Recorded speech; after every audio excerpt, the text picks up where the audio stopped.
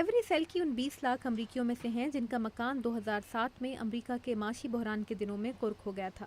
ان کا کہنا ہے کہ ایسا اس لیے ہوا کہ قرضہ دینے والے ایک ادارے نے انہیں اپنے مکان پر دوبارہ قرض لینے کے لیے قائل کر لیا۔ یہ ادارے آپ کو قرضہ دیتے ہیں جسے چکانے کی آپ کی حیثیت نہیں ہوتی، پھر وہ آپ کی بات ہی نہیں سنتے۔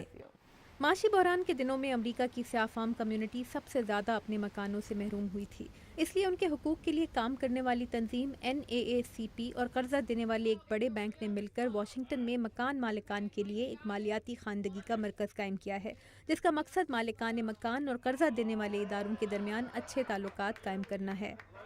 ہم مکانوں کے مالکان کو ہی صرف ضروری معلومات فراہم نہیں کریں گے بلکہ بینکوں کے عملے کی معلومات میں بھی اضافہ کریں گے۔ یہ اس لیے اہم ہے کیونکہ اس ملک میں بھی ہمیں کہیں نہ کہیں نسلی امتیاز دیکھنے کو ملتا ہے اور جائیداد کے شعبے میں کم از کم یہ بند ہونا چاہیے۔ اس تنظیم نے ویلز فارگو نامی اس بینک پر قرضہ دینے میں امتیاز برتنے کے الزام پر اس کے خلاف ایک مقدمہ دائر کیا تھا، جس سے بینک کی طرف سے اس یقین دہانی پر واپس لیا گیا کہ سیاہ فام امریکیوں کے لیے اعلیٰ معیار کے قرضوں کے پروگرام تیار کیے جائیں گے۔ جون کیمبل بینک میں معاشرتی ذمہ داری کے شعبے کے نائب صدر ہیں۔ لوگوں کو گھروں کا مالک بنانا اور پھر اس لیے انہیں اس سے محروم کر دینا کہ ان کا قرضہ ان کی جیب سے بڑا تھا، کوئی درست پالیسی نہیں تھی۔ امریکہ میں صارفین کے حقوق کے لیے کام کرنے والوں کا کہنا ہے کہ قرضہ دینے والے بعض ادارے اپنے لون آفیسرز کی سیاہ فاموں کو زیادہ شرح سود پر قرضہ دینے کے لیے حوصلہ افزائی کرتے تھے۔ ایسے زیادہ تر مکان قرضے کی ادائیگی نہ ہونے پر کرک ہو گئے۔ بینک کی عہدیدار جارجیٹ ڈکسن کہتی ہیں کہ مالیاتی خواندگی کے سینٹر سیاہ فام امریکیوں کو مکان کی خریداری سے متعلق معلومات فراہم کریں گے۔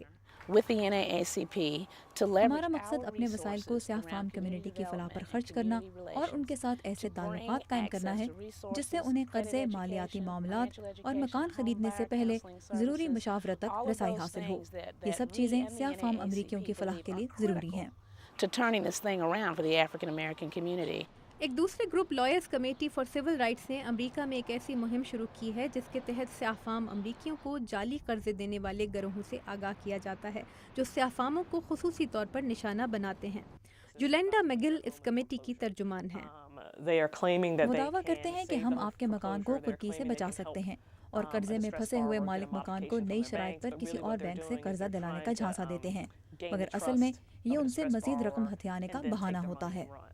یولینڈا میگل کہتی ہیں کہ قرضے میں تبدیلی کی جعلی اسکیمیں روکنے کے ان کے نیٹ ورک کو گزشتہ سال کے دوران ایسی 12,000 شکایات موصول ہوئیں۔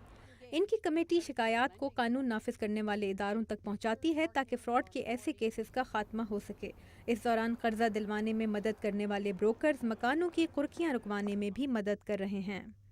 ماہرین کا کہنا ہے کہ سیاہ فام امریکیوں کی مدد کر کے اور مکان کے لیے قرضہ دینے میں زیادہ احتیاط سے کام لے کر امریکہ میں جائیدادوں کی قرقی کا وہ سلسلہ روکا جا سکتا ہے جس کے اگلے سال بھی جاری رہنے کی توقع ہے۔